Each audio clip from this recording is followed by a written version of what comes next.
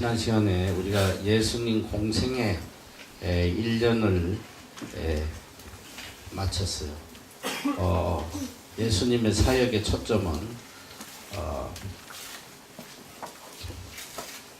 지리적으로는 이제 유다지, 예루살렘 지역과 갈릴리 지역 이렇게 두 군데 나눠서 왔다 갔다 하시면서 사역을 하셨다고 그랬어요. 이제 보면 이후로는 예수님께서 이방 땅에도 이제 가셔서 이 말씀을 전거하는 그런 사건들이 종종 나와요.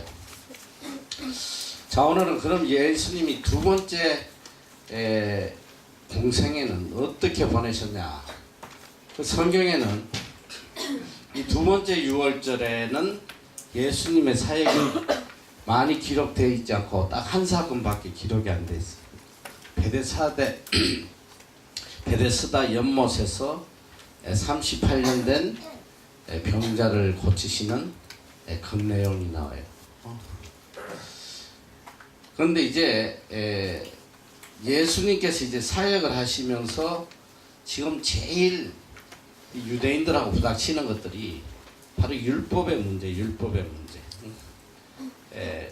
특별히 예수님이 뭐 특별히 안식일 날만 병을 고치신 게 아닌데 일주일 내내 이렇게 고치시다 보니까 안식일에도 병든 자를 고치시고 이런 것들이 나와요.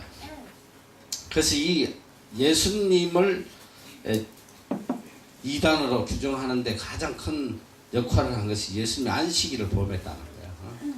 생명처럼 자기들이 지키는 안식일에 병을 고치고 안식일에 해서 안 될 그런 일들을 한다. 이렇게 해서 이제 예수님을 이단시하고 이제 죽이려고 그러는데 예수님께서 분명히 말씀을 하세요. 아니 안식일에 그러면 너희 집에 소가 구덩이에 빠지면 그걸 건지겠냐 안 건지겠느냐? 하물며 소도 건지면서 이렇게 악한 영에 매여 있는 이 형제들을 구원하는 것이 선이냐 악이냐? 그 예수님의 이 안식일의 기준은 항상 선이냐 선이 아니냐. 선한 일은 안식일에 억셉트가 되는 거야. 안식일에는 반드시 선한 일을 해야지. righteous. 이게 어려운 일이냐 아니냐. 그래서 지난번에도 여러분도 내가 안식일에 대한 거 설교 한번 했지. 안식일에 대해서 안 했어? 했지? 왜 이렇게 답이 없어? 했어 안 했어? 안 했어? 안 했단 말이야? 그 안식일에 대한 그걸 내가 시간이 되면 뭐 해줘야 되는데 너무너무 중요한 거예요. 자, 안식일은 지금으로 말하면 주일이란 말이에요. 주일. 안식일은 토요일이에요. 그게 맞아. 성경의 안식일은 토요일이야. 그래서 지금도 그 안식일을 주일로 지키는 교단이 있어. 그게 뭐냐면 제7일 안식교야. 그분들이 지금 토요일을 주일로 해서 지켜요. 안식일을 지키고 있는데. 근데 이제 모든 기독교는 주일로 지킨단 말이야. 이게 왜 토요일에서 주일로 바뀌었냐면 예수님께서 십자가에 금요일날 십자가에 못 박히시고 주일날 부활하셨어요. 그래서 이게 주의 날이다.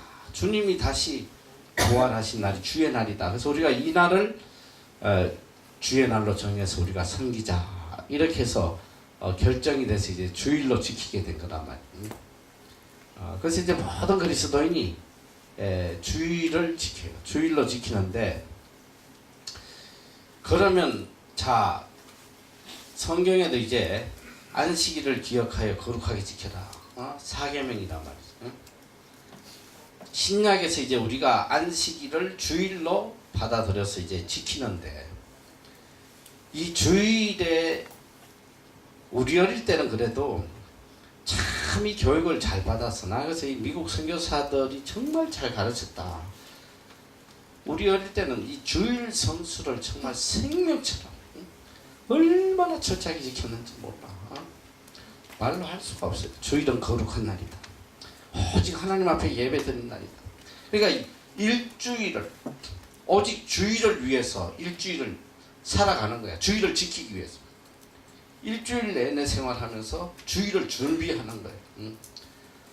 예를 들면 이제 주일날 하나님 앞에 헌금을 해도 일주일 내내 헌금을 가장 귀한 걸 모았어. 이제 우리 어머니 같은 경우도 보면 일주일 내내 항상 그 깨끗한 돈을 찾았어요. 하나님 앞에 드리는 거 깨끗한 돈 드려야 된다.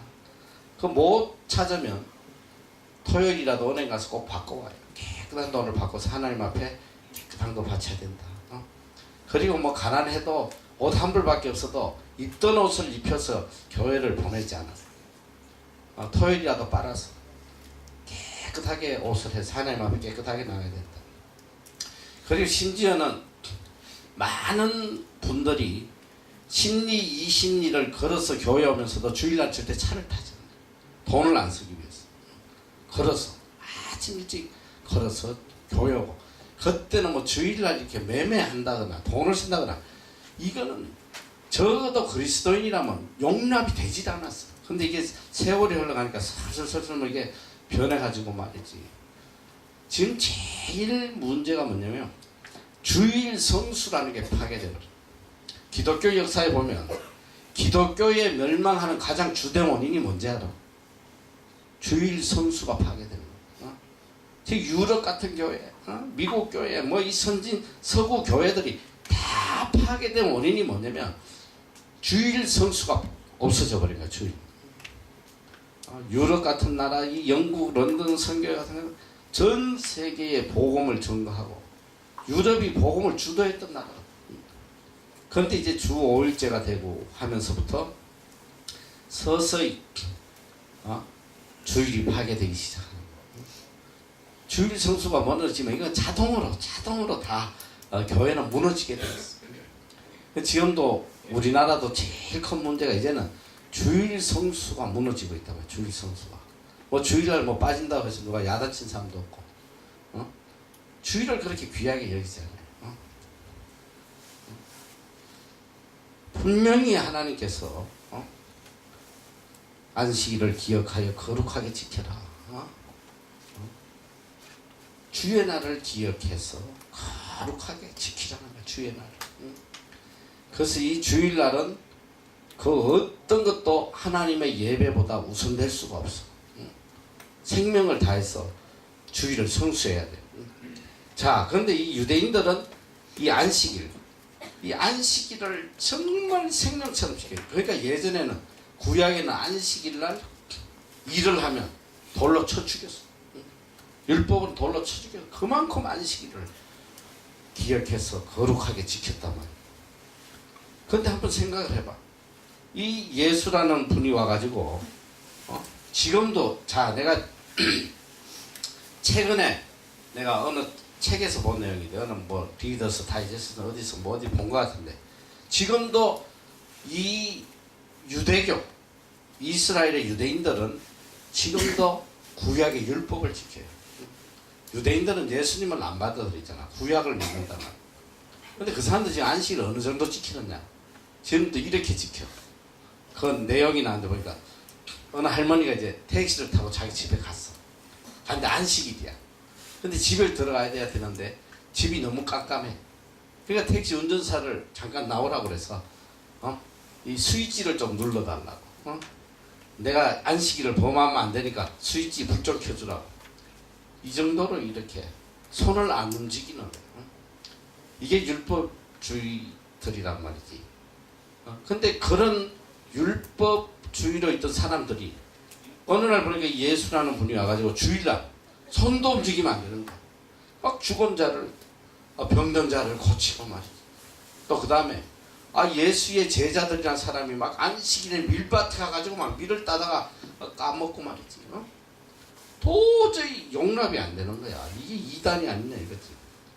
그때 이제 예수님께서 굉장히 클리어하게 말씀을 하세요. 안식일의 주인이 누구냐? 안식일이 무엇 때문에 존재하느냐? 사람을 위해서 안식일이 있느냐? 안식일을 위해서 사람이 있느냐? 안식일은 사람을 위해서 있는 것이다. 그리고 안식일의 주인은 바로 나다. 그리고 예수님께서 자, 안식일에 선을 행하는 것이 옳았냐 잘못됐느냐? 응? 안식일을 선을 행하는 게 옳았냐 잘못됐냐? 응? 그러니까 예수님의 안식일의 기준은 뭐냐면 안식일에 선을 행하는 것은 옳은 것이다. 결론이 그래요.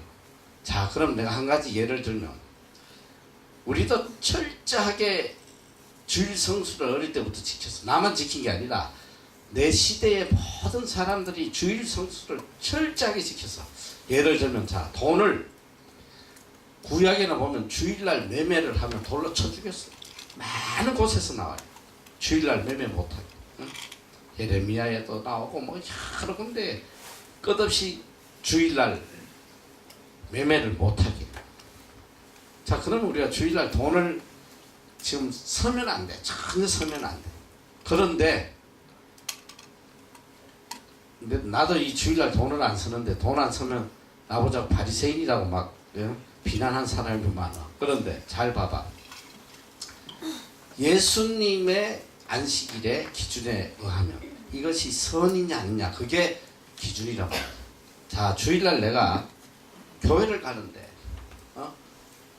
정말 병든 사람이 길에서 굶주림으로 죽어가고 있어.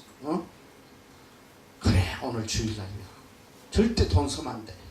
그걸 외면하고 가버려. 이게 율법주의자란 말이야. 응? 주일날 죽어가는 사람을 위해서 내가 빨리 가서 가게에서 먹을 것을 샀어. 그 사람을 살리는 것. 이건 선이란 말이지. 응? 돈을 쓰고 안 쓰고 그게 문제가 아니라 이게 어떤 목적으로 하느냐. 이게 중요하단 말씀. 자, 얼마든지 쓸 수 있어. 나도 주일날 돈 써요. 거지가 구걸하면 돈 준단 말이야. 그리고 또 주일날 우리 교회에 참 누가 방문을 했는데 예를 들면 정말 굶주린 식사 때 하는데 먹을 게 없어 아무것도. 그럼 내가 사서 줄 수 있어. 선을 위해서 할 수 있단 말이야. 그런데 자, 주일날 쇼핑몰에 가서 쇼핑이나 하고 자기들 즐기고 말이지. 이것이 선이냐 아니냐?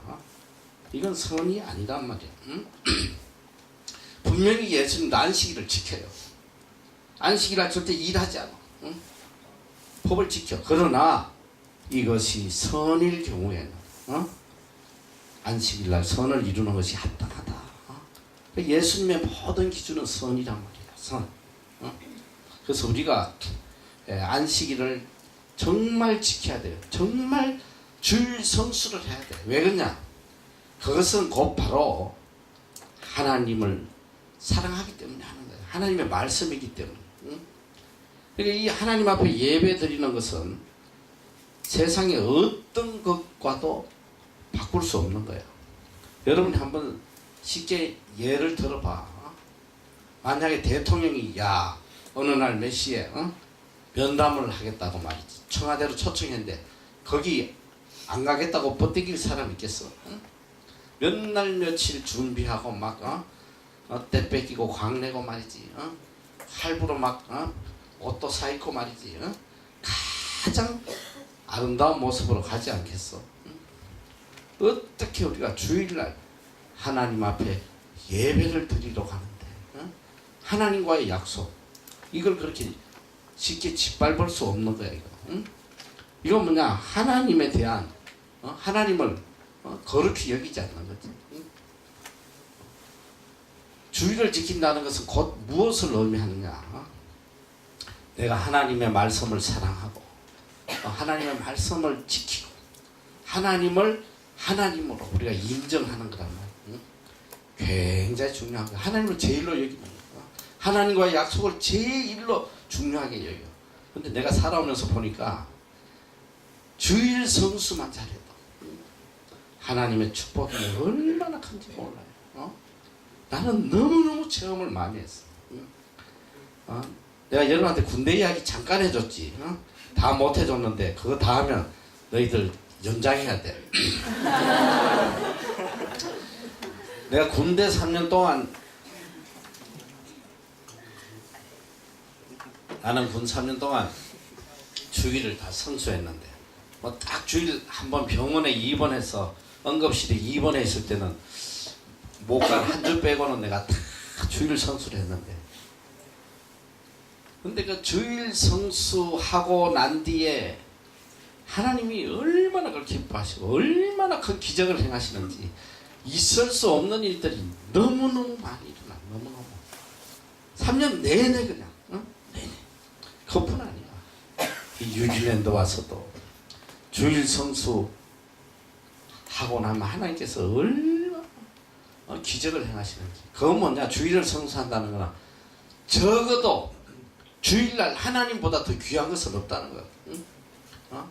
어떤 일확천금을 준든 어떤 위협이 오든 하나님을 섬기는 것보다 나에게는 더 귀한 것이 없다. 내 하나님을 향한 내 마음을 보여주는, 내 사랑을 보여주는. 그런데 하나님께서 기뻐하시지 않겠어? 얼마나 기뻐하시겠어? 그 내가 늘 이야기해. 주일 성수만 일평생 해도 너희 가정은 그냥 아주 축복의 가정이 자동으로 되는 거야. 너무너무 하나님께서 기뻐하세요. 주일 성수. 그런데 주일 성수가 그렇게 하기 쉬운 건 아니야. 쉽지 않아. 한번 주일 성수 한번 해봐. 그렇게 쉬운 게 아니라 이제 회사 다녀봐. 회사. 회사 가면 주일날 시도 때도 없이 사장이 불러제끼고 전 직원들이 그냥 다 일하고 있고 쉽지 않아. 그런데 끝까지 주일을 성수하면 하나님께서 말로 할 수 없는 축복, 내 주일 성수에 대한 감정은 너무 많은데 이걸 해주면 너희들이 다음 기수까지 다 연장해야 돼. 그 다음 기수까지. 그래서 내가 그러니까 이 바리새인들은 이 주일 성수를, 그 안식일을 그렇게 생명처럼 지켰는데 참 안식일의 의미를 모르는 거야. 안식일의 주인이 예수님이라는 거, 그걸 몰랐어. 안식일에 예배받고 안식일에 섬김 받아야 될 주인이 예수님이라는 걸 몰랐단 말이야. 예수님이 그래, 안식일의 주인이 나다. 내가 주인인데 내가 뭘 지킨단 말이냐. 내가 주인인데. 예수님께서 안식일을 우리가 어떻게 지켜야 되는지 그 본을 보여주셨어. 선을 위해서. 그러니까 한국 가면 여기서는 뭐 안식일 주일 안 지키고 싶어도 안 지킬 수가 없어. 여기서는 여기서는 주일 지키는 게 더 쉬워. 안 지키는 것보다 훨씬 쉬워. 여기서 누가 주일 안 지키려고 한번 해봐. 그거 생명 내놔야 돼. 여기서 주일 안 지키려면 생명 내놔야 돼. 니네가 얼마나 복받은 애들이야. 이렇게 자동적으로 주일 지키게 되니. 이제 한국 가서 부닥쳐보란 말이야. 주일 성수한다는 것이 얼마나 어려운 것이야. 내가 지난번에도 그 이야기는 다니엘 살 때 한 것 같아. 예배 시간도 말이지, 1부 갔다 2부 갔다 좋은 시간에 그 하나님에 대한 프라이오리티가 잘못됐단 말이야. 무조건 주일은 무조건 하나님 섬기는데 모든 걸 다 바쳐야 돼. 내가 참 지난번에 내가 그 이야기 한번 해줬나. 내가 유럽 가서 한 달 동안 내내 집회했다고 이 이야기 했니? 그래, 했으면 다행이야. 내가 주일을 지키기 위해서 나는 지금 이렇게 여행을 이렇게 많이 못해. 주일 때문에. 특별히 나 성지순례를 내가 지금도 못 가고 있어. 한번 꼭 나는 지금 제일 가고 싶은 터키, 그리스. 이 사도 바울의 선교지를 한번 꼭 돌아보고 싶은데, 그래야지 내가 좀 리얼하게 너희들한테 가르칠 수가 있을 것 같은데 못 가. 이게 다 주일이 걸려. 주일이. 그냥 내가 배낭 메고 주일 지키면서 다니면 되겠지만 이제 뭐 배낭여행은 끝나서 우리 나이에. 내가 10년 전만 해도 배낭여행으로 다녔는데 이제는 못할 것 같아. 그러니까 이 투어는 말이지 전부 다 주일이 걸려. 주일이 걸려서 다닐 수가 없어. 내가 그래서 안 가는데, 어쨌든 항상 성수주일, 이걸 생활하면 하나님께서는 너무너무 기뻐하시는 성수주일만 잘해도 너희 가정은 복받아. 자동으로 복받게 돼. 아이들에게도 철저하게 성수주일, 철저하게 주일 성사에 가르쳐요. 지금 부모들이 자식들 다 죽여요. 권사고 장로고 나발이고 다. 내가 한국 가면 막 야단치는데 주일날 애들 교회도 못 오게. 시험 공부해야지 어디로 오냐고 말이지. 이 다 미쳤어. 애들 죽이는 길이라고. 주일은 어떤 중요한 일이 있어. 주일은 하나님 앞에 예배 드리는 그게 우선돼야 된단 말이야. 자식도 그렇게 교육시키고 어쨌든 주일을 지켜. 자, 그래서 여기 이렇게 생명처럼 지키는 주일날 주님이 자꾸 이렇게 병을 고치고 이러니까 이게 눈에 가시가 된 거야. 이게 이단이다 말이지. 이거 놔두면 안 되겠다. 모든 사람들의 그 이제 초점이 예수님이 주일날 뭐 하나 그것만 조사하는 거야. 그러니까 계속 안식일에 문제가 대두가 돼요. 이 바리새인들이 이제 예수님을 잡아 죽이려고 하는 게 자 안식일 문제하고 그 다음에 또 한 가지는 죄를 사한다는 병을 고쳐주고 너 죄 사함을 받았느니라.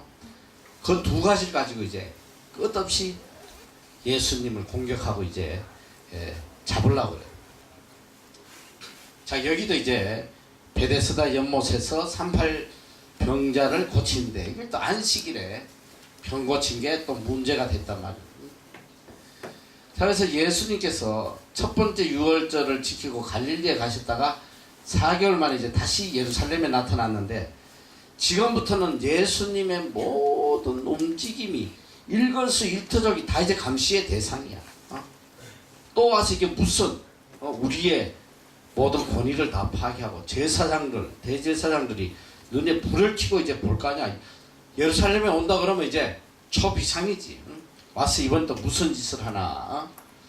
자, 근데 어쨌든 뭐 두 번째 유월절의 사건은 딱 요 베데스다 연못 사건 하나로만 기록이 돼 있어요. 자, 그래서 그 다음에 자, 요 내용은 여러분이 이제 성경에서 읽도록 하고 그 다음에 예수님께서 뭘 하셨냐면 갈릴리 지역으로 가서 그러니까 공생의 2년에는 집중적으로 갈릴리 사역을 하셨다. 갈릴리 사역. 갈릴리 사역을 이제 집중적으로 하시면서 여기서 이제 중요한 사건이 이제 나오는데 바로 예수님이 12제자를 확정하는 장면이 나와요. 그러니까 이제까지는 공생의 1년 동안은 예수님의 제자 몇 명? 몇 명이었어? 지난번에 우리가 이 베드로, 안드레, 야고보, 요한 요렇게 4명을 예수님께서 갈릴리에서 부르는 그런 장면을 봤어요. 그런데 이제 예수님께서 12제자를 공생의 2년 때에 임명을 하시는데 12명을 임명을 해요. 실제로는 공생의 1년에 4명은 아니고 5명이야. 한 명은 바돌로메, 나다니엘이라고 한 사람이 더 있었어요. 그러니까 공생의 2년 때는 12제자를 예수님께서 이제 확정을 하시는데 여러분이 이제 이 12제자를 주일학교 때부터 계속 외웠는데 전혀 모르겠지. 그런데 이 12제자는 굉장히 쉽게 여러분이 이제 알 수 있는 방법이 있어. 내가 지난번에 잠깐 이야기했지만 이 12제자 중에 8명은 불가분해하게 뗄 수야 뗄 수 없는 2개씩 짝지어서 분리할 수 없는 사람들이 4상이 있다. 4상. 자, 첫 번째 쌍은 첫 번째 샹이라고 그래야 되나? 자, 이 베드로와 안드레. 베드로와 안드레는 형제예요, 형제. 베드로와 안드레는 형제야. 베드로는 영어로 피터고 안드레는 앤드류야, 앤드류. 그리고 불란서로 말하면 앙드레 킴. 이게 다 앤드류란 말이야, 안드레. 한국에는 요새 안드레가 유행하는 게 아니라 곤드레가 유행하는 곤드레. 곤드레 밥이라고 먹어봤나? 자, 첫째는 베드로와 안드레. 자, 베드로하고 안드레하고 누가 형이에요? 아는 사람? 목사님 아세요? 베드로하고 안드레하고 누가 형이냐? 몰라요? 어? 아는 사람? 어? 안드레? 베드로? 안드레가 형인 사람 손 들어봐. 그래, 내려. 베드로, 너희들 정확히도 모르면서 손 들면 너희 지옥 갈 수 있어.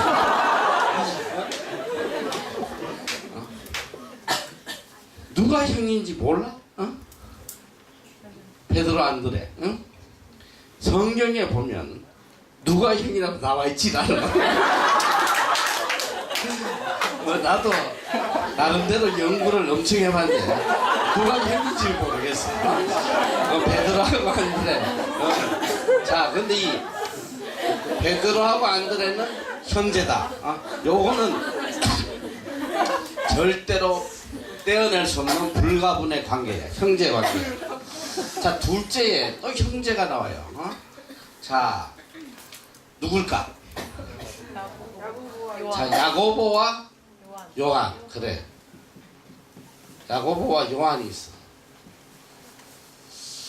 자, 야고보와 요한이 있는데 내가 생각하기로는 베드로하고 안드레가 누가 형이냐면, 내 개인적인 생각인데 안드레가 형인 것 같아. 이름이 조금 더 형 같잖아.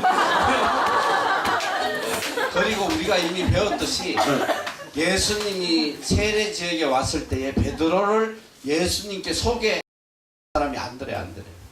아마 형이 동생을 데려갔겠지. 동생이 형을 데려갈 수도 있긴 있지. 근데 잘 모르겠어. 어쨌든 두 번째는 야고보와 요한인데, 이 성경에는 야고보가 여러 명이 나와요. 그 요 야고보를 큰 야고보라고 그래. 키가 조금 크대 얘는. 큰 야고보. 요거는 성경에 세베대의 아들이라고 그래. 세베대의 아들. 아버지가 세베대야. 어머니가 살로메. 치맛바람. 이 치맛바람, 이 어머니 잘 알아야 돼. 자기 아들 장관 자리 해달라고 막 예수님 찾아와서 하는 이 치맛바람 아줌마가 살로메인데, 요거는 이제 큰 야고보라고 그래. 야고보와 요한이다. 요거는 이제 형제야, 형제. 예, 형제니까 이제 떼어낼 수 없어. 야고보는 영어로 제임스야, 제임스. 제임스를 야고보라고 그래. 요한은 알지? 존이야, 영어로. 그 세 번째 또 형제가 나와. 야고보. 요 야고보는 키가 좀 작은 야고보. 키가 한 160 정도 되나봐. 작은 야고보.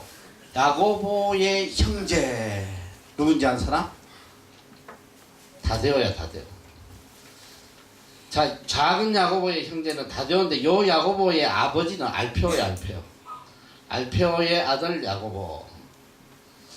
자, 그래서 이 작은 야고보, 다데오. 이 다데오는 원래 이름이, 성경에도 원래 이름이 바로 유다야, 유다. 원래 이름이 유다인데 나중에 다데오로 바뀌어요. 왜냐면 가룟 유다가 예수님을 배반하고 죽었기 때문에 아마 이 이름을 유다로 부르지 말자 해서 다데오로 바뀐 것 같아요. 야고보와 다데오, 이거는 또 유다로도 표시가 된다. 자, 일단 예수님의 제자는 야고보가 2명이 나와요. 그런데 예수님의 제자는 아니지만은 성경에서 가장 중요한 야고보가 하나 있어요. 야고보. 그거는 바로 야고보서를 기록한 야고보예요. 야고보. 야고보서의 저자인 야고보인데, 이 야고보는 바로 예수님의 이복 동생이야. 예수님 친동생이란 말이에요. 어머니, 같은 어머니에서 나. 아버지는 다르지만은 예수님 아버지가 성령님이고, 이 요셉의 아들 야고보가 있어요. 야고보. 그러니까 예수님의 친동생이야. 혈육으로는 친동생인데, 이 야고보는 예수님 당시에는 예수님 믿지 않았어. 우리 형이 뭐 예수님이야? 우리 형이 무슨 하나님 아들이야? 나하고 맨날 같이 딱지치고 놀았는데. 예수님 생전에는 안 믿었어.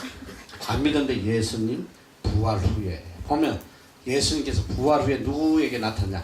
야고보에게도 나타나셨다. 부활 후에 예수님을 만나고는 이분이 정말 하나님의 아들이구나.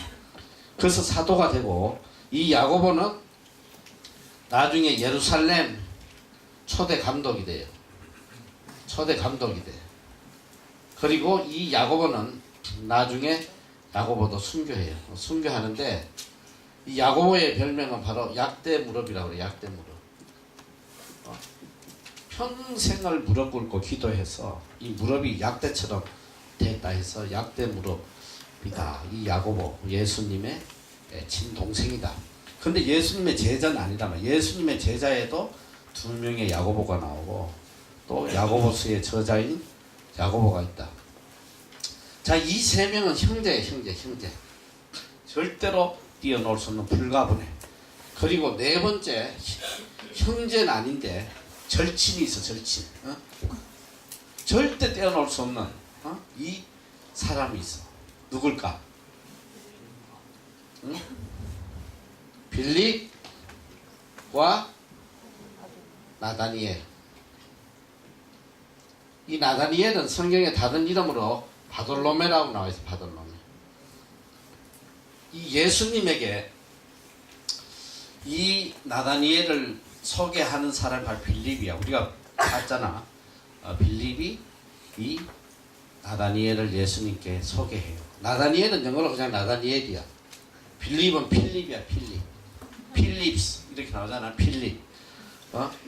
이건 바돌로메. 이 성경에 보면 빌립이 나오면 반드시 나다니엘이 붙어 나와요. 빌립의 이름이 따로 나오지 않고 빌립과 나다니엘은 항상 붙어서 같이 나와. 이 빌립은 빌립 집사는 아니야. 거기 사도행전에 나오는 빌립 집사는 아니고 이 예수님이 제자 빌립은 나다니엘이 같은 동네의 친구인데 절대로 이름이 떨어지지 않아. 성경에 뭐 어디든지 같이 나. 빌립과 나다니엘, 바돌로메. 그래서 이 8명은 절대로 떨어질래야 떨어질 수 없는 사람이다. 그럼 이제 그 다음에 아홉 번째는 누가 있느냐? 여러분이 잘 아는 마태, 세리 마태 알지? 마태복음을 지어선 세리 마태. 마태는 영어로 매튜라고 그래. 매튜, 마태. 자, 그리고 10번째는 누가 있을까? 의심하는 도마. 예수님의 부활을 의심했던 도마. 자, 11번째는 시몬이라는 사람이 있어. 시몬이라는 사람이 있어. 이 시몬 앞에는 항상 붙는 이름이 있어. 가나안인 시몬. 가나안에서 왔다 이거야. 가나안인 시몬. 항상 가나안인을 본다. 그럼 마지막 12번째는 가롯 유다다. 이 가롯 유다는 이제 나중에 자살하고 나중에 사도행전에 보면 이 가롯 유다를 대신해서 다시 한 명을 충원해요. 그 사람 누구냐? 마띠아예요. 마띠아라고 제비를 뽑아가지고 이렇게 충원을 하는 장면이 나와요. 예수님의 12제자는 이렇게 구성이 되어 있다. 자, 이제 이렇게 보면 이제 여러분이 굉장히 외우기가 쉬울 거예요. 자, 한번 따라. 베드로, 안드레, 야고보, 요한, 야고보, 타데오, 빌립, 나다니엘, 마태, 도마, 시몬, 가룟 유다. 자, 이제 12명 알겠지? 이제 예수님께서 동생의 2년 때에 12명의 제자를 세우셨다. 처음부터 갈릴리 바다에서 12명 끌고 다니신 게 아니라 1년 동안은 아마 처음에는 5명을 세우셨고 나중에 가서 4명을 불러셔서 데리고 다니시는데 어쨌든 공생의 2년에 예수님께서 12명의 제자를 세우셨다. 왜 12명을 세웠냐면 바로 구약의 12지파의 계대를 잇기 위해서 12명의 제자를 삼으셨다. 자, 첫 번째 유월절 이후에 갈릴리로 가셔서 하신 일이 풀타임, 이제 전적으로 헌신할 제자들을 세우셨다. 첫 번째 유월절은 그치 4명을 했고, 그 다음에 두 번째 유월절에 요번에 12명을 세우셨다. 제자들을 임명하시기 전날 밤 철야 기도를 했다고 나와 있어요. 제자들에게 귀신을 쫓아내는 능력과 병과 약한 것을 고치는 능력을 주셨다. 12명을 제자로 삼으신 것은 구약 지파를 이어가는 새로운 하나님의 백성들을 이루는 영적 이스라엘의 탄생을 의미하고 있다. 자, 여기 보니까 이제 예수께서 12를 부르사 더러운 귀신을 쫓아내 모든 병과 모든 약한 것을 고치는 권능을 주셨다. 자, 12사도의 이름을 이러하다. 자, 베드로라 하는 원래 이름이 시몬인데 예수님이 이름을 베드로로 바꿔주셨어요. 반석이라는 이름으로, 반석. 그러니까 베드로와 안드레, 그 다음에 세베대의 아들 야고보와 요한, 그 다음 항상 빌립과 바돌로메는 붙어 다니잖아. 항상 붙어 다니. 빌립과 바돌로메, 도마, 세리마테, 알페의 아들 야고보와 다데오. 이 다데오는 원래 이름도 유다라는 이름이 있다. 가나안인 시몬과 가룟 유다. 이렇게 해서 12명이다. 여기 보면 이제 마가복음에도 또 그렇게 나오고 있고. 자, 이제 누가복음에 보면 예수께서 기도하러 산에 가서 밤이 맞도록 하나님께 기도하시고, 그러니까 밤새 기도했다. 제자들 세우시기 전에 밤새 기도하고 제자들을 택하셨다. 자, 그리고 이제 공생의 2년에 예수님이 하신 일 중에 보면 이제 민중대상 사역이 있어요. 민중을 대상으로. 자, 많은 무리들을 모아놓고 천국 복음을 가르치는, 그게 이제 산상수훈이란 말이에요. 산상수훈 대표적인 것이 마태복음 5장에서 10장까지 산상수훈을 가르쳤다. 산상수훈은 믿지 않는 사람에게 주시는 게 아니라 구원받은 하나님의 백성들에게 주시는 구약의 십계명과 같은 것이다. 그러니까 신약의 십계명과 같은 거란 말이죠. 하나님 자녀의 삶, 빛과 소금, 계명, 주수 뭐 쭉 해서 어떻게 우리가 이 땅에서 살아가야 되는지를 알려주시는 너무나 귀한, 바로 예수님의 가르침에 모든 것이 집약되어 있는 것이다. 구약에 모세에게 주셨던 계명들을 하나하나 재해석하시고 율법의 뿌리를 완성하시는 장면. 모든 법의 뿌리는 하나님을 사랑하고 이웃을 사랑하라는 것을 다시 한번 깨닫게 해주신다. 그러니까 예수님은 와서 두 가지로 세 계명을 너희에게 준다. 그게 이제 바로 구약의 10계명을 압축하셔가지고 말씀을 하세요. 그래서 마태복음 22장 37, 38절에 보면 그 말씀이 나오잖아. 첫째 뭐냐? 주 너희 하나님을 사랑하느라. 내 마음을 다하고 뜻을 다하고 정성을 다하고 주 너희 하나님을 사랑해라. 이것이 가장 크고 첫째 되는 계명이다. 이게 뭐냐? 1에서 4계명을 이야기해요. 하나님에 대해서. 우리가 생명을 다해서 사랑해라. 그리고 내 이웃을 내 몸과 같이 사랑해라. 이것이 둘째 되는 계명이다. 이게 바로 10계명의 5계명에서 10계명까지 형제에 대해서 어떻게 우리가 해야 되는지를 알려주는 것이다. 그걸 전체 이제 요약하면 바로 하나님을 사랑하고 이웃을 몸과 같이 사랑해라. 이 계명이라는 것. 산상수훈은 구약과 신약의 척추다. 가장 중요한 핵심적인 예수님의 말씀이에요. 그래서 이 산상수훈은 꼭 머릿속에 꽉 차 있어야 돼. 그래서 내가 어쨌든 갈 때까지 최선을 다해서 다 산상수훈도 끝내보려고 그래. 주일날도 하고 이제 계속해서 어쨌든 가기 전에, 가시기 전에, 영원히 이제 가시기 전에 빨리 이제 가르쳐야 돼. 자, 그 다음에 나오는 것이 백부장의 신하를 고치는 이야기가 또 나와요. 그래서 여러분이 성경을 잘 알아야 되는 것은 성경은 우리에게 역사를 가르치는 건 아니야. 어떤 사건을 통해서 우리에게 하나님의 계시를 알려주는 것이야. 그렇기 때문에 계시의 목적이지 어떤 사실을 알려주는 목적이 아니란 말이야. 그러다 보니까 이 공간복음에 마태, 마가, 누가 이 세 제자들이 기록을 했는데 꼭 같은 것이 많이 겹치는 건데, 근데 시기적으로 이렇게 순서가 다른 경우가 종종 나와요. 그 대표적인 게 지금 우리가 백부장 사건이 이미 우리가 공생애 1년에 나왔던 내용이에요. 근데 또 공생애 2년에도 이 내용이 기록이 되고 있어요. 그래서 요거는 그 순서가 좀 이렇게 다르게 나오는 경우도 있다. 뭐 이런 건 그렇게 중요한 게 아니야. 하나님께서 우리에게 들려주시는 메시지가 중요한 거지.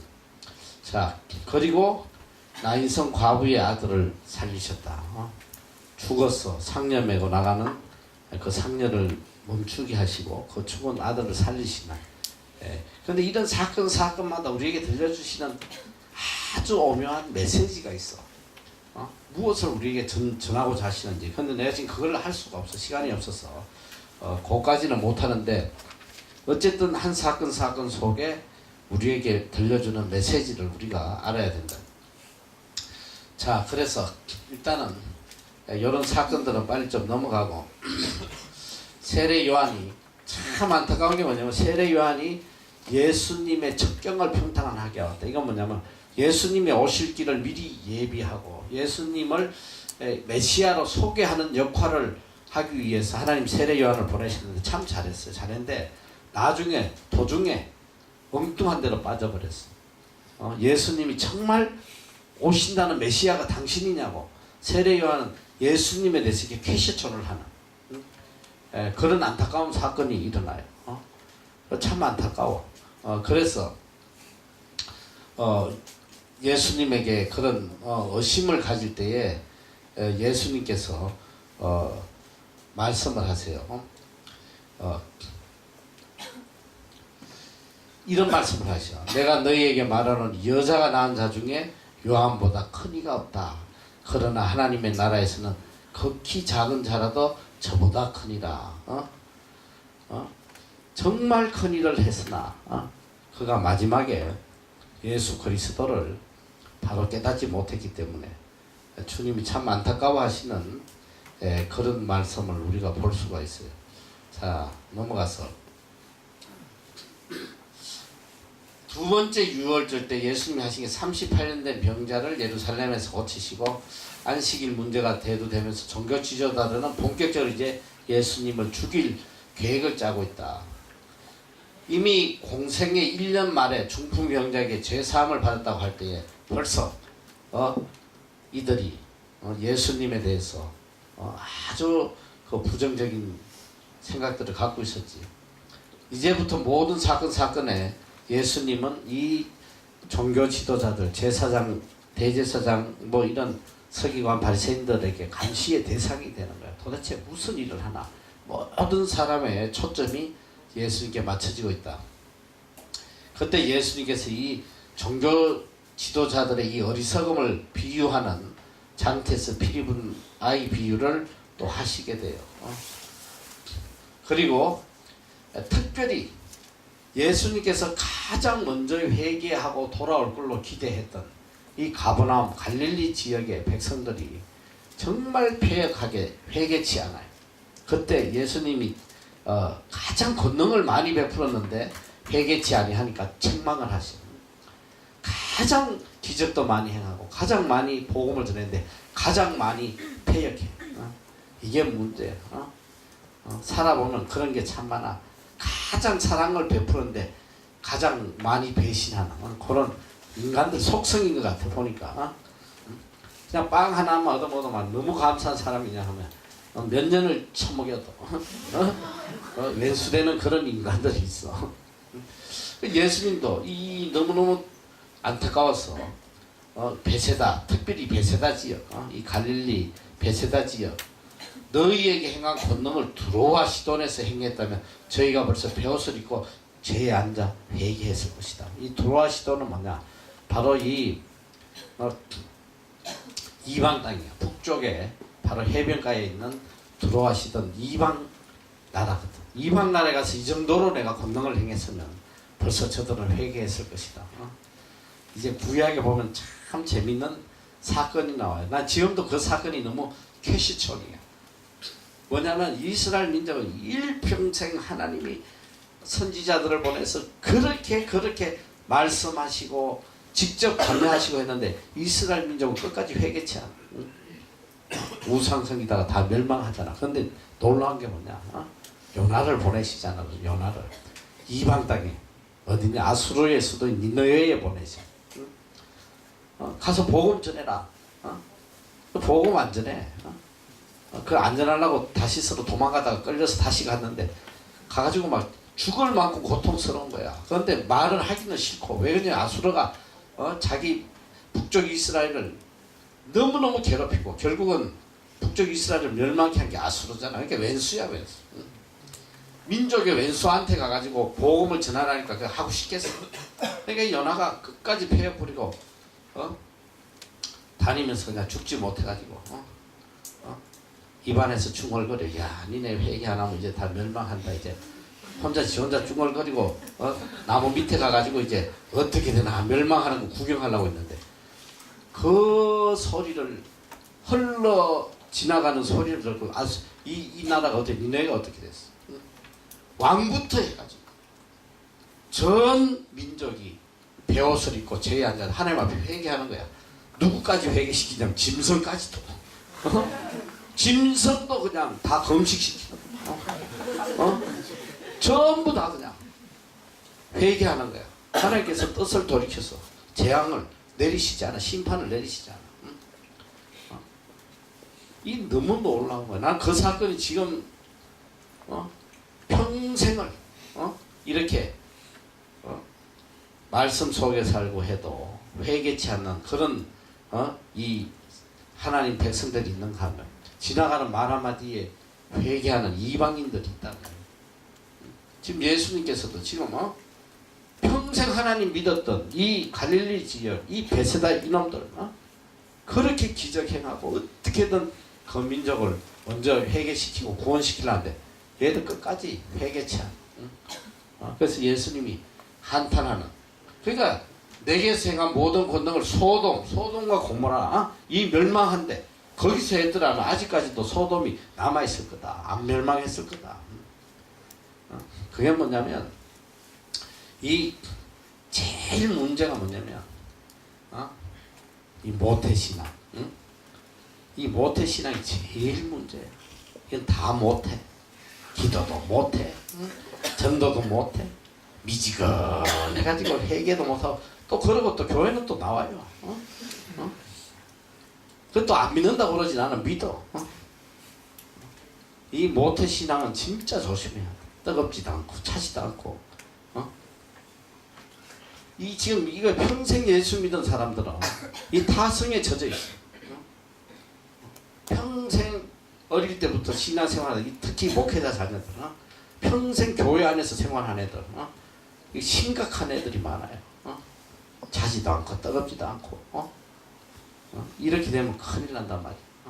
이게 지금 이 갈릴리 지역의 사람들이 일평생 유대인으로서 그냥 율법 안에서 살아 안 오니까 아무 감동이 없는 거야. 아무리 기적을 해놓고 아무리 말씀을 가르쳐도 움직이지 않아.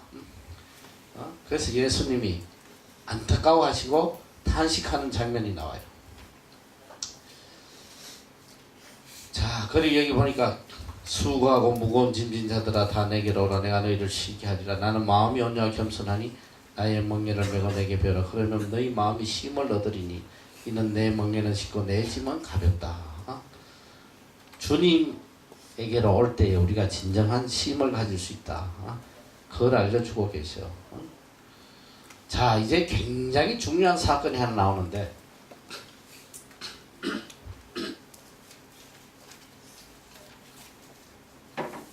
너무너무 감동적이고 아마 여러분들이 주일학교에 다니면서 이 사건은 뭐 안 들어본 사람이 하나도 없을 거예요. 자, 예수님에게 한 여인이 그게 창녀라고 그래. 창녀. 이 한 창녀가 여인이 예수님에게 와서 예수님이 어디 오신 걸 알고 거기 찾아왔어. 들어가자마자 눈물로 이 예수님의 발을 씻어. 눈물을 흘리고 자기 머리털로 예수님의 발을 닦이고 그를 회개하고 그리고 예수님을 위해 향유를 붓는 옥합을 붓는 이런 장면이 나와요. 그런데 이 사건은 뭐냐면 예수님 당시에 유대 나라에 이 법이 귀한 손님이 오면 가장 큰 접대가 향유를 붓는 거예요. 그 몸에 향유를 부어주는 그 나라의 관습이 있어요. 최고로 접대하는 내용이에요. 자, 그런데 여기 보니까 예수님이 한 바리새인의 집에 들어갔을 때에 죄인이 한 여자, 이 죄인은 그러니까 이제 창녀란 말이지, 술집 여자다. 향유 담은 옥합을 가져와서 예수 뒤로 그 발곁에서 울며 눈물로 그 발을 적시고 머리털로 씻고 그 발에 입 맞추고 향유를 부었다. 예수를 청한 바리새인이 이것을 보고 마음에 이르되 이 사람이 만일 선지자면 자기를 만져 이 여자가 누구며 어떤 자고 죄인인 줄 알았으냐. 이 여자가 얼마나 더러운 여자인데 감히 이걸 가만 놔두냐. 이것도 모르시나. 막 이렇게 지금 하는 거예요. 그때 예수께서 시몬아 내가 너에게 이럴 말이 있다. 가라사대 빚주는 사람에게 빚진 자가 들어 하나는 500데나리 하나는 50데나리인데 갚을 것이 없으면 둘 다 탕감했다. 누가 저를 더 사랑하겠느냐. 제 생각에는 많이 탕감을 받은 사람입니다. 그래 네 말이 맞아. 여자를 돌아보시면 시몬에게 이러시되 이 여자를 보느냐. 내가 내 집에 들어오면 너는 내게 발 씻을 물도 주지 않았다. 이 여자는 눈물로 내 발을 적시고 그 머리털을 씻으며 너는 내게 입 맞추지 않았으되 저는 내게 들어올 때 내 발에 입 맞추기를 거치지 않아야 했다. 이게 원래 유대인의 관습에 손님이 오면 발을 씻어주는 게 이게 가장 기본적인 예의야. 손님에 대한 예의. 더러운 발을 깨끗이 닦아주는. 근데 그렇게 하지 않았는데 너는 내 머리에 감람유 또 붓지 않았는데 저는 향유를 내 발에 부었다. 저희 많은 죄가 사하여졌다. 이는 저의 사랑함이 많습니다. 사함을 받는 이 적은 자는 적게 사랑한다. 이에 여자에게 내 죄 사함을 얻었는데 하시니 함께 앉은 자들이 속으로 이건 누구기에 죄를 사느냐. 여자에게 내 믿음이 너를 구원하였으니 평안히 가라 하십니다. 이 죄인 도저히 용서받을 수 없는 죄인이 예수님께서 눈물로 회개함으로 죄 사함을 받는 아주 감동적인 장면이에요. 자, 여러분한테 내가 지금 한번 물어볼게요. 이 옥합을 깨뜨린 여인에 대한 사건이 성경에 몇 번 나오는지 아는 사람?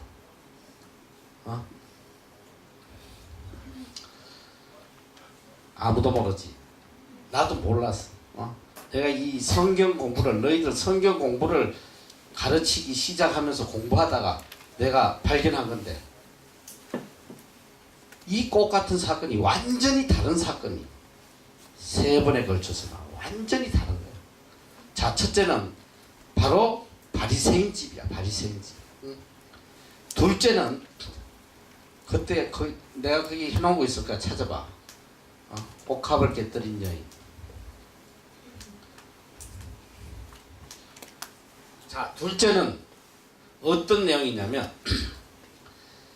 마태복음 26장 6절에서 13절 또 마가복음 14장 3절에서 9절에 꼭 같은 다른 사건이 하나 사. 이것은 누구의 집이냐면 성경에 베다니 문둥이 시몬의 집에서 똑같은 사건이 하나 나와요. 자, 여기 나오네. 자, 첫 번째는 바리새인 집이야. 한 바리새인이 집에 예수님이 갔을 때 한 여인이 나타나. 자, 두 번째. 이건 바리새인에 대한 거지. 자, 두 번째. 유월절 예수님이 십자가에 달리기 직전에 베다니 문둥병자 시몬의 집에서도 한 사건이 일어나요. 그게 뭐냐면 예수께서 베다니 문둥이 시몬의 집에 계실 때 한 여자가 매우 귀한 향유 옥합을 가져와서 식사하시는 예수의 머리에 부으니 제자들이 보분하여 가되 무슨 의사로 이것을 하냐. 이것을 많은 값에 팔아 가난한 자들에게 줄 수 있겠다 하거늘 예수께서 저에게 이르시되 너에게 어찌 이렇게 하느냐. 내게 좋은 일을 했다. 이 향유라는 건 굉장히 비싼 거예요. 굉장히 비싼 건데 왜 이 돈을 허비하느냐. 제자가 책망할 때 예수님께서 제자들을 나무라세요. 이 여자가 나에게 좋은 일을 했다. 예수님의 아마도 장례를 준비하는 너무나 귀한 일을 한 것 같아요. 자, 그 내용이 여기 보면 이제 가난한 자들은 항상 너희와 함께 있거니와 나는 항상 함께 있지 않는다. 이제 곧 십자가에 달려주실 걸 이 여자가 내 몸의 향유를 보고서 내 장사를 위하여 함이니라. 내가 진실로 너희에게 오느니 온 천하에 어디든지 이 복음이 전파된 곳에서 이 저 여자의 행한 일도 말하여 저를 기념하리라 하시니라. 완전히 다른 사건. 자, 그리고 또 하나. 여기도 이제 운둥이 시몬의 집에 대한 내용이 또 다른 마가복음에 나오는데 세 번째, 넌 누구의 집이냐면 나사로의 집이야. 나사로의 집. 응? 나사로의 집.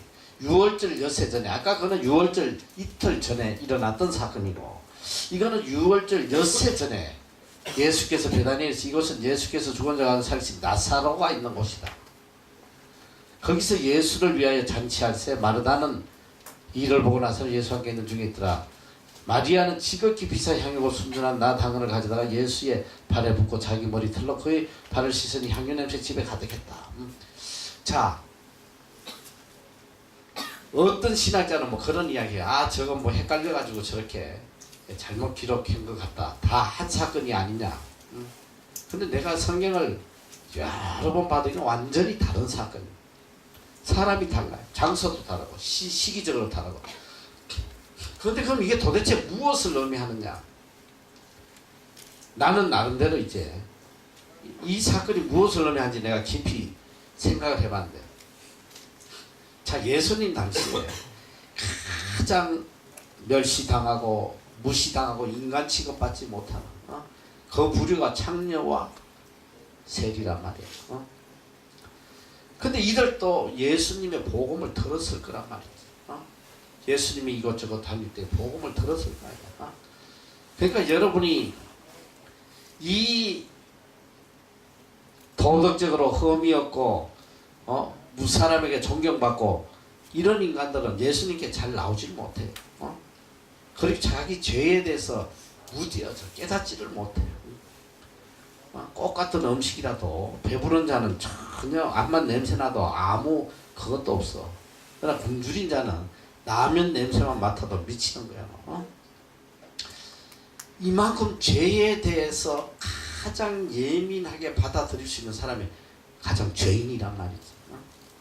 얼마나 일평생 죄의식에 시달리겠어. 자기는 술집에서 더러운 여자로서 일평생 사니까 죄인이라는 걸 항상 느끼고 살 거 아니야. 그런데 어느 날 예수님이 오셔가지고 복음을 전하는 거야. 너희 죄사함을 받았다. 예수님께서 천국 복음을 전하시고 이 모든 세리와 창녀들, 이 죄인들에게 다 내가 의인을 부르러 온 것이 아니라 죄인을 부르러 왔다. 응? 이 복음을 들었으니까 분명 한 창녀가, 한 술집 이 여자 중에 하나가 예수 그리스도를 만나고 그가 복음을 듣고 너무 감격하고 회개하고 어떻게든 자기 마을에 예수님이 오신다는 걸 알고 어떻게든 주님 앞에 나가서 회개하려는 그런 간절함을 가지고 찾아갔지 않겠나. 가장 귀한 걸 예수님께 부어드리고 눈물로 회개하고 그래서 죄사함을 받는 그 장면이 나오니까, 자, 한 여인이 가서 그렇게 죄사함 받고 이제 변화됐는데 그 기쁨을 전가하지 않겠어 너? 누구에게 제일 먼저 전가해? 자기 동료들한테 할 거 아니야. 일평생 죄의식에 사로잡혀 있는 자기 동료들에게 내가 예수라는 분을 만나. 정말 거기서 내가 죄사함 받고 그 복음이 또 그 동료들에게 전거됐을 때에 예수님이 가는 곳마다 거기에 회개하고 죄사함 받기를 소원하는 여인들이 주님을 찾았지 않겠나. 나는 그런 생각이 들어. 죄에 대해서 민감하게 느끼고 정말 회개하기를 소원했던 여인들의 그룹이란 말이야. 그룹. 그래서 이게 다 다른 거야. 지역마다 가는 곳마다 와서 예수님을 가장 뜨겁게 사랑하고 예수님에게 나아가고 자기의 가장 귀한 것을 바친 사람들이 다 이 창녀 그룹, 이 죄인, 버림받은 여인들이 아니겠느냐. 그 제일 누가 감동하겠어? 제일 무시당하고 제일 멸시당하고 일평생 한번 인간 대접 못 받았는데 예수라는 분이 찾아와서 소망을 주고 기쁨을 주고 다시 하나님의 자녀라는 이 거룩한 대접을 해줬을 때 그들의 기쁨이 얼마나 크겠어. 너희들이 우리나라에 복음이 누구에게 들어간지 알아? 우리나라의 복음은 제일 먼저 종들과 여자들에게 들어. 샹놈, 그러니까 샹놈들, 백정, 뭐 이런.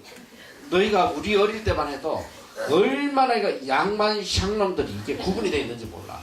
내가 어릴 때만 해도 어디 길 가면 어른들이 제일 먼저 묻는 게 뭔지 알아? 너 어디 이시야?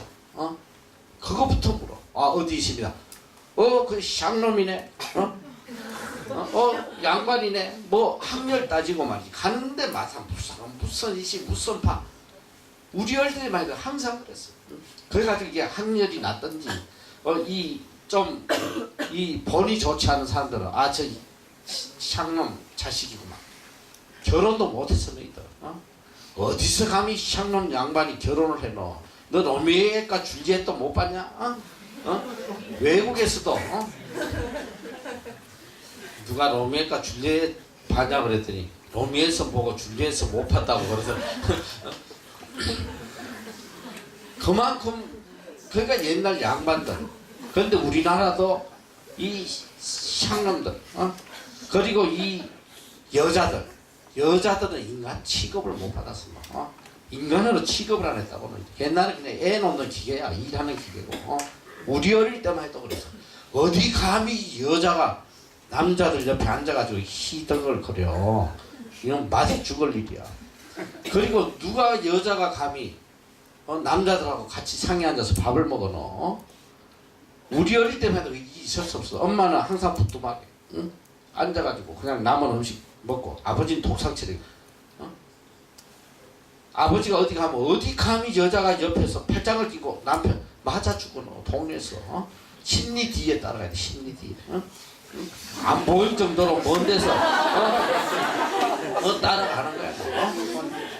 얼마나 무시당한지 몰라. 너 인간 취급도 안 했어. 그게 우리나라 역사야. 불과 얼마 전까지도 그랬어. 40~50년 전만 해도 어디서 감히 있을 수가 없는 거야. 너희가 얼마나 복음 때문에 내가 출세한지 알아. 한국이 복음이 들어오면서 그때 교회로 모인 사람 누구냐? 전부 다 여자들. 무시받고 멸시당하고 인간 취급도 뭐 그 한가 그 서름. 교회 가니까 오직 하나님만. 야 너도 하나님의 딸, 형제 자매, 예수 그리스도의 사랑으로 인간 대접해주니까 여자는 다 교회로 다 몰려오는 거. 폭발적. 한국 교회는 여자들로 이루어진 거야. 여자들. 교회 아예 집에 가지도 않아. 그래서 철야가 그냥 자동으로 되는 거야. 집에 가면 인간 취급도 못 받으니까 교회에 가면 너무 좋은 거야. 하나님 앞에 기도하고 하나님 찬양하고 하나님의 사랑을 느끼고. 그러니까 우리 어릴 때만 해도 교회는 매일 철야해요. 매일 그 철야하는데 남자는 없어. 남자 가끔 있긴 있어. 샹놈. 샹놈들만 거기 아줌마들하고 같이 양반들은 교회 근처에다 놓죠. 너희가 이런 사건을 알면 이 상황을 이해할 거야. 이게 뭐 내가 내 말하기 꼭 진리다 나는 말은 못하지만 적어도 내가 느끼는 거는 이랬을 것이다. 왜 이 여인들이 가장 멸시받고 버림받은 여인들이 그 비싼 향유를 가지고 와서 부렸냐. 가만 보니까 나는 이제까지 이 성경 공부를 하기 전까지 이게 한 사건인지 알았어. 한 사건. 근데 그게 아니더란 말이야. 한 사건이 아니에요. 다른 거야. 다 달라. 그래서 예수님이 바리새인에게 누가 더 감사하겠냐. 죄를 많이 탕감받은 사람이겠냐 적게 탕감받냐. 자기가 어렵다고 생각한 놈들은 죄를 탕감받았다고 생각을 안 하는 거야. 내가 죄인이다. 나는 용서받을 수 없는 죄인이다. 그걸 뼈저리게 느끼는 사람이 가장 은혜를 느끼겠지. 누가 제일 은혜를 느끼겠어? 그 시대에 내가 볼 때 세리나 청년아 이런 사람들이 가장 크게 은혜를 느꼈을 것이다. 그래서 이런 일련의 사건들이 일어나지 않았나 나는 그런 생각이 들어. 그래 안 그래? 아멘? 잘 들어. 너무너무 귀한 사건. 그 시대에도 가장 죄인들이 주님 앞에 나와서 가장 많이 회개하고 천국 복음을 받아들였다. 이게 너무나 중요해. 지금도 마찬가지야. 지금도 그래서 누가 제일 깊이 회개하고 가장 깊이 변화되느냐? 감옥의 죄수들이야. 죄수들이 제일 변화돼. 제일 악한 죄수 중에도 누구? 사기꾼 얘들은 별로 변화 안 돼. 누가 많이 변하냐? 살인자. 지는 용서받을 수 없는 죄인이라고 생각하는 이런 애들이 복음을 들으면 완전히 뒤집어져 버리는 거야. 마지막 사형장에 이슬로 사라지면서 그들이 얼마나 회개하고 하나님을 찬양하는지. 내 시간이 없어. 이번에 거의 해주지도 못해. 내가 그 죄수들에 대한 그 감동적인 이야기도 내가 많이 있어요. 너무너무 감동적인 마지막 믿으면서 어떻게 전도하고 어떻게 변화돼서 가는 그만큼 죄에 대해서 예민하고 죄인이라고 느끼는 사람이 변화된단 말이지. 이 바리새인들은 절대 변화돼. 왜? 자기가 어렵다고 생각했다. 나는 모든 율법을 다 지키고 난 죄를 짓지 않았다. 자기 의에 도취되면 끝나는 거야. 제일 무서운 게 뭐냐? 자기 의에 도취되는. 그래서 내가 지금 제일 여기서도 변화 안 된 게 뭐냐면 신학생들. 지는 굉장히 어려운 놈인지 알아. 작은 하나님인지 안다니까. 지가 신학교 다니는. 완전히 지는 뭐 성자인지 알아요. 제일 문제아들 신학생들이야. 내가 그래서 장학생들 이제 신학생 잘 안 뽑아. 제일 안 바뀌는 놈들이야. 제일 안 바뀌는. 그리고 둘째 누구냐? 이 선교단체에서 간사하고 특히 이 선교 훈련 많이 받은 애들. 이거 진짜 이거 별 소망이 없어 이거. 지는 어려운 사람이지 알아. 나는 거의 막 그냥 최고의 선교사로 생각하고 말이지. 큰일 나는 거야. 우리는 죄에 대해서 민감해야 돼. 항상 내가 죄인이라는 거. 내가 볼 때 하나님 앞에는 똑같아. 다 죄인일 뿐이야. 누가 하나님 앞에서 지가 어렵다고 헛소리를 하겠어. 내가 볼 때는 아무리 세계 충성받는 성자나 감옥에서 형벌로 비참하게 죽는 인간이나 내가 볼 때는 종이 한 장 차이도 아니야. 다 똑같아. 하나님 앞에는 똑같은 죄인이야. 어려운 척하면 죽는단 말이야. 이 너무 감동적인 장면. 자, 넘어가 원래대로 가봐. 너무 감동적인 장면. 이 장면이 나올 때 유심히 잘 보란 말이야. 전혀 다른 새로운 내용을 이야기하고 있어. 귀신 들려 눈 벌고 벙어리 된 자도 고치셨다. 그리고 서기관들과 바리새인들이 표적을 구한다. 이 서기관과 바리새인들이 이게 뭔가 좀 특이하긴 특이한데 자꾸 자신이 하나님 아들이라니까. 정말 이게 하나님의 아들인가? 아들이면 표적을 좀 보여줘봐. 표적을. 그때 예수님이 하시는 게 너희에게 요나의 표적밖에 보여줄 게 없다. 요나가 고렙의 석에 사흘 동안 갇혔다 나온 것처럼 예수님 무덤에서 사흘 만에 부활하실 것을 말씀하시는 그 내용이라고 합니다. 공생의 2년에 많은 비유를 특히 예수님의 가르침에는 놀랍게도 패러블 비유 항상 비유로 말씀하셔요. 난 그게 너무 재밌고 이해하기 쉽도록 꼭 비유를 들었어요. 바로 이야기하면 못 알아들으니까 항상 이렇게 비유를 들어서 깨닫게 하시는 많은 비유가 있어요. 씨 뿌리는 비유, 겨자씨 비유, 어리석은 부자의 비유, 악한 종의 비유, 많은 비유를 통해서 가르치고 계시다. 여기 이제 비유 씨 뿌리는 비유. 이 다 여기마다 너무나 중요한 진리의 말씀이 있으나 시간이 없어서 일단 넘어가고,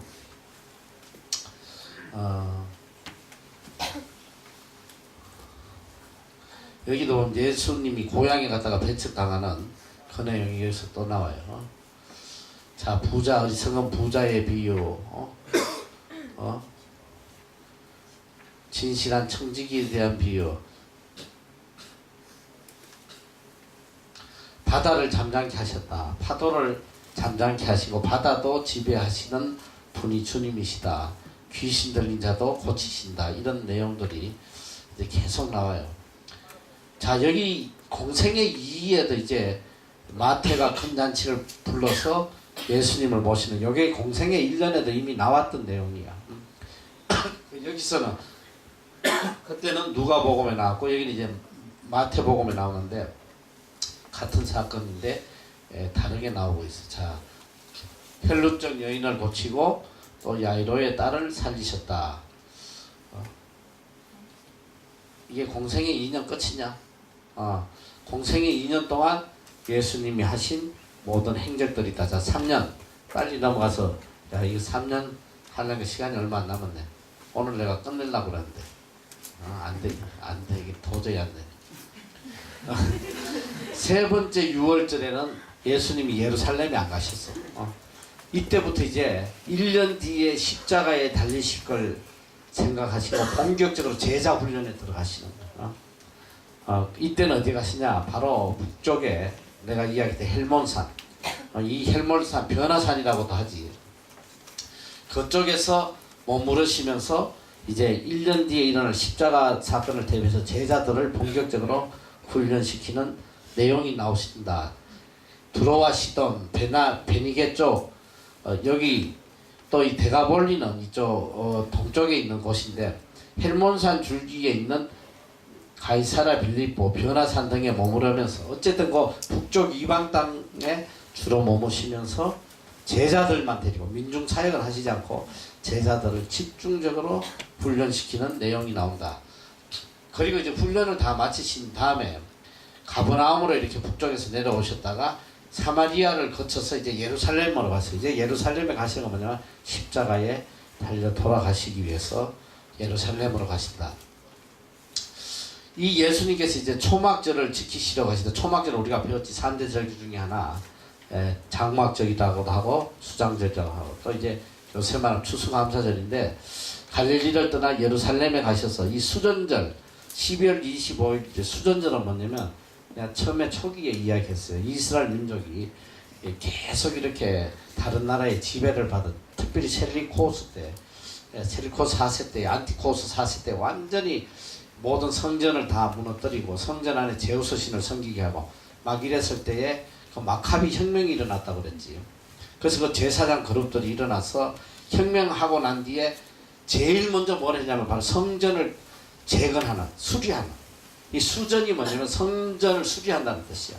성전을 말끔히 수리해서 그날을 기념해서 하나님 앞에 절기를 지킨 게 수전절이다. 12월 25일. 그래서 이 수전절을 지키시고 6월절에 십자가에 잡혀 돌아가신다. 요때가 한 6개월 정도 돼요. 6개월. 마지막 6개월인데요. 마지막 6개월에 3개월은 어디에 가시냐면 베레아 지역.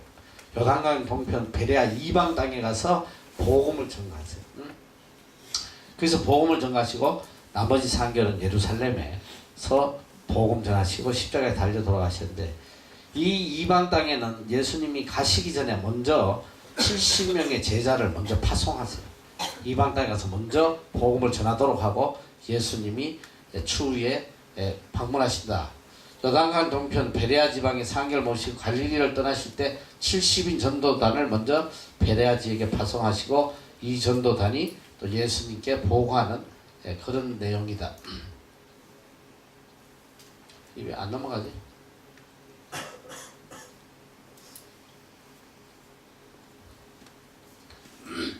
자, 공생애 3년 마지막 이제 남은 1년인데 3년 초에는 뭘 하셨냐? 여기 보니까 유월절이 가까워올 때에 오병이어를 행하셨다고 기록이 되어 있어. 요한복음 6장에서 15장까지는 예수님의 마지막 6개월을 기록하고 있어요. 요한복음에서만 기록하고 있다. 마지막 6개월을 기록하고 있다. 예수께서 갈릴리 바다고 디베랴 바다 건너, 디베랴 바다 바로 갈릴리 호수를 이야기하는 거예요. 자, 그렇게 해서 여러분이 너무나 잘 아는 그 오병이어, 보리떡 5개, 물고기 2마리, 그래가지고 5,000명을 먹이고 몇 바구니가 남았어? 12바구니 남았다. 근데 이제 보면 이 5,000명을 먹인 게 있고 이방당에서 4,000명을 먹이는 그 사건이 한 번 더 있어요. 첫 번째 이제 12오병이어 기적이다. 자, 이 바다 위를 걸으시는 내용이 나오고, 자, 그 다음에 장로의 유전에 대한 예수님의 견해. 굉장히 지금 중요한 말씀이에요. 유전. 여기 보면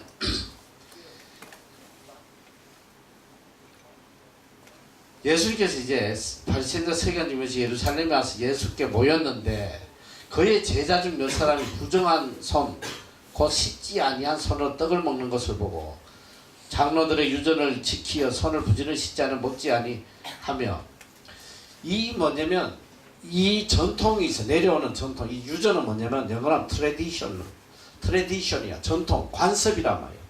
유대인들은 반드시 음식을 먹기 전에 손을 씻어야 돼요. 이걸 안 씻는 거는 뭐냐면 하나님 앞에 불경죄야. 더러운 죄. 하나님 주신 음식을 먹기 전에 깨끗하게 손을 씻지 않고 먹는 거는 유전을 어기는, 관습을 어기는 아주 큰 이거 죄에 속했단 말이지. 그런데 씻지 않고 먹는 것을 이제 보게 된 거야. 그래서 서기관들과 바리새인들 예수께 묻자, 당신의 제자들은 장로들의 유전을 준행치 아니하고 부정한 손으로 떡을 먹나이까. 가라사대 이사야가 맹식한 자에 대해 잔련을 기록하실 때 이 백수 입술로는 나를 존경하되 마음은 내게서 멀도다.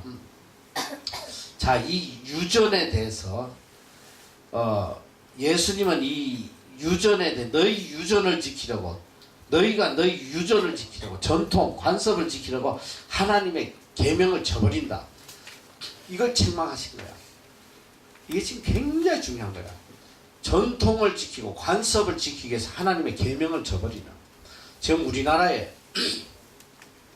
오늘 내가 여기까지 하고 끝내야 되는데 시간이 중국 애들 곧 40분이 오지.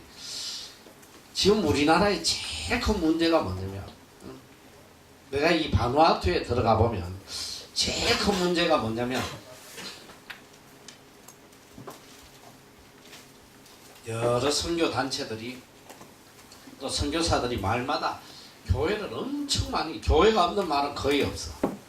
근데 교회를 가보면, 큰 교회 가보면 충격적이야.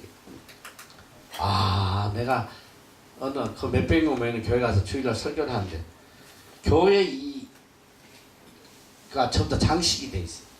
알록달록 뭐 꽃 같은 거 있고 뭐도 있고 뭐 또 심지어는 산당 같은 이런 지네들이 섬기는 그런 오만 잡탱이 그런 걸 만들어 가지고 앞에 강단에 같이 놔두고.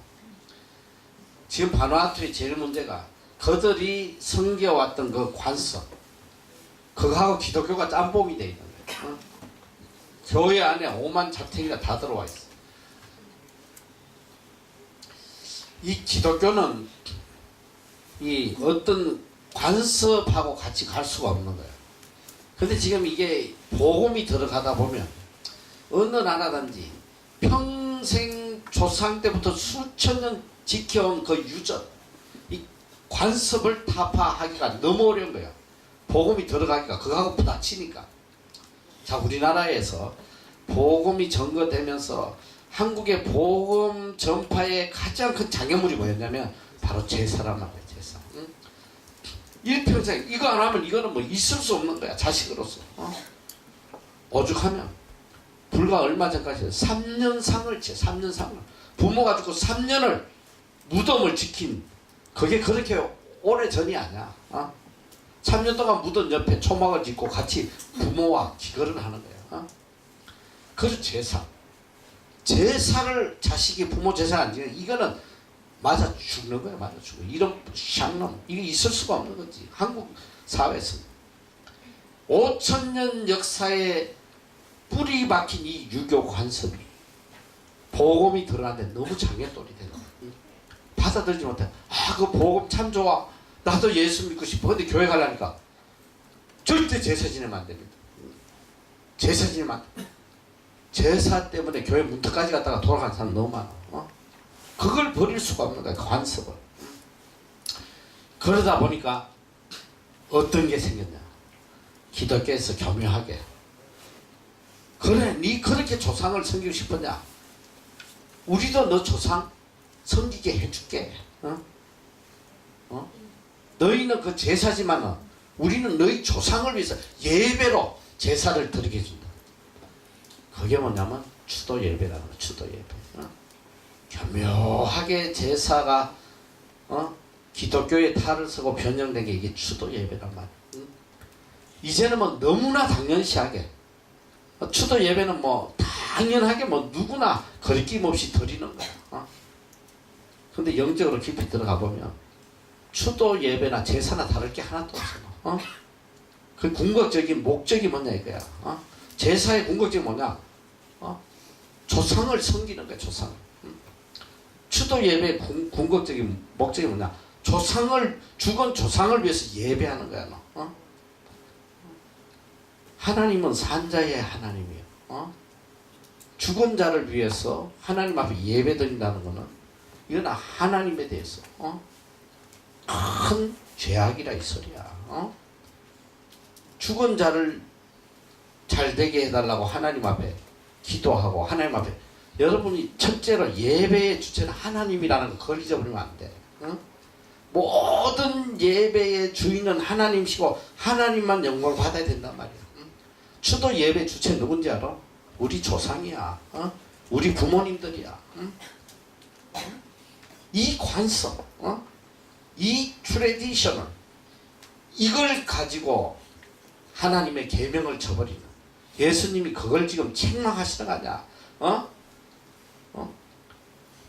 너희가 너희 유전을 지키려고 전통 관습을 지키고 하나님의 계명을 저버린다. 있을 수 없는 것이야. 이 추도 예배는 제사를 교묘하게 변형시켜서 하나님의 계명을 저버리게 하는 악령의 역사란 말이야. 근데 이제는 뭐 너무나 당연시 너무나 당연하게 추도 예배. 여러분 큰일 나는 거야. 얼마나 이게 변질이 됐는지 몰라요. 이미 예수님 당시부터 예수의 이 유전에 대해서 책망하시고 유전을 위해서 하나님의 계명을 저버리는 이런 악을 행하지 말라고 책망하신 거란 말이에요. 여러분 잘 알아야 돼요. 혹시라도 앞으로 가서 추도 예배 뭐 여기 지금 추도 예배 당연시 드린 애들이 대부분일 거야. 나도 뭐 우리 부모님 돌아가시고 우리 형제들이 추도 예배 드리자고 매년 내가 아주 뭐 단호하게 그냥 무슨 그런 짓들을 하냐고 말이지. 심지어는 돌아가신 지 1년 되면 기일이라고 그래요. 기일. 꼭 우리 형제들도 다 크리스찬이고 뭐 권사고 뭐 다 못자 저자 기일날 납골당에 가자고. 어머니 오늘 돌아가시나요? 내가 막 야단쳐요. 거기 가는 것 자체가 내가 나쁜 게 아니다. 기일이다. 1년이다.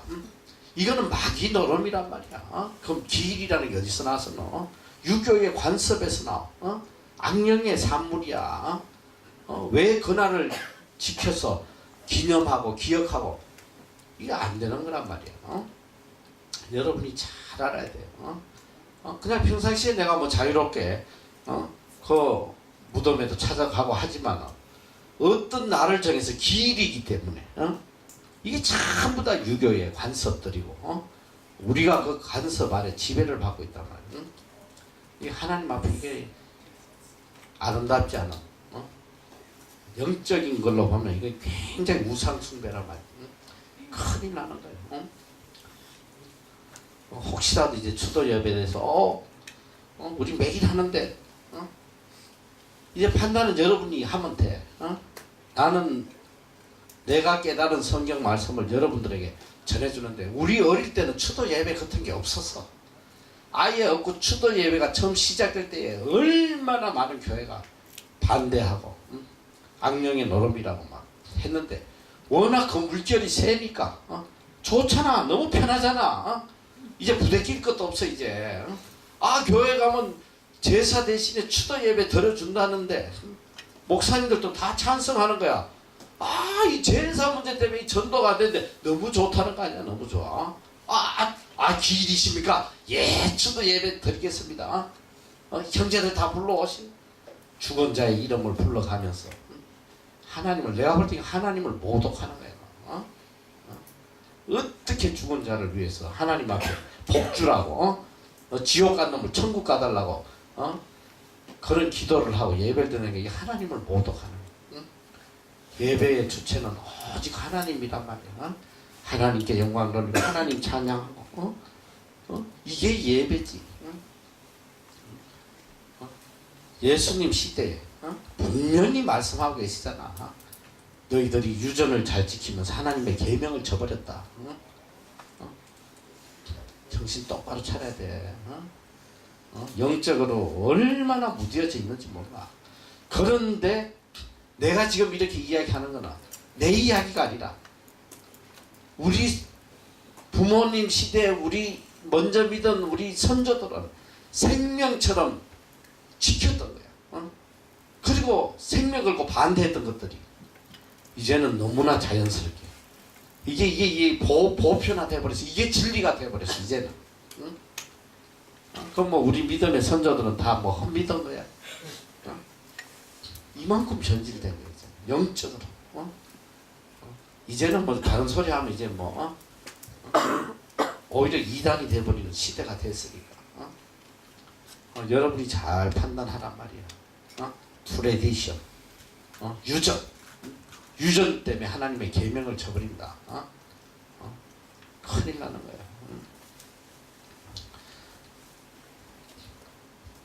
잘 새겨야 돼.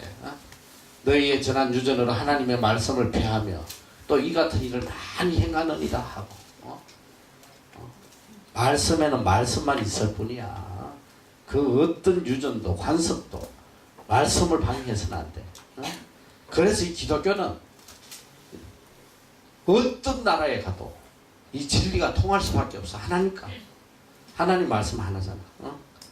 관습이 다르다고 예수를 믿는 방법이 달라질 수는 없는 거지. 만약에 그게 달라졌다면 그건 잘못된 거야. 그건 진리가 아니에요.